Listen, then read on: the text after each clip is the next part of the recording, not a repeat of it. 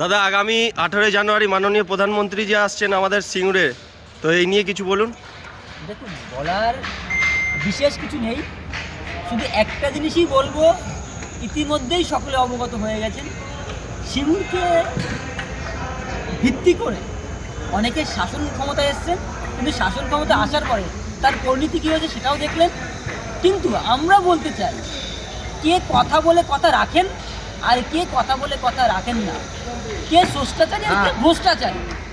অতএব স্রষ্টাচারী এখানে আসছেন 18 তারিখ মোদীজি, যিনি সব কিছু সৃষ্টি করতে পারেন, যা সারা পৃথিবীর বুকে প্রমাণিত, এবং যার হাত ধরে আজকে সারা পৃথিবী থেকে ভারতবর্ষে শিল্প বা শিল্পপতিরা ক্রমান্বয়ে আসছে, যার জন্য ভারতবর্ষে যে সকল দেশ উৎপাদন হাব বলে চিহ্নিত, তার মধ্যে আমাকে চায়না বলতে পারি। চায়না পর্যন্ত ভয় এখন কম্পিত যে মোদীর নেতৃত্বে কখন কোথা থেকে তার যে কোনো কোম্পানি বা যে কোনো শিল্প ভারতে ছুটে আসে। তাই এখান থেকে আমরা আশাবাদী 100% মোদী আসবেন, এবং শিল্প বাংলাদেশ কীভাবে শিল্পে হাব পরিণত হয় আমরা তার মুখ থেকেই শুনবো। তাই সকল যুব সমাজকে আহ্বান করে তার মুখ থেকে বাংলার শিল্প পরবর্তী সময় কোন দিকে যেতে চায় সেটা শোনার জন্য অবশ্যই 18 তারিখ সকাল সকাল এই সভাতে আসুন।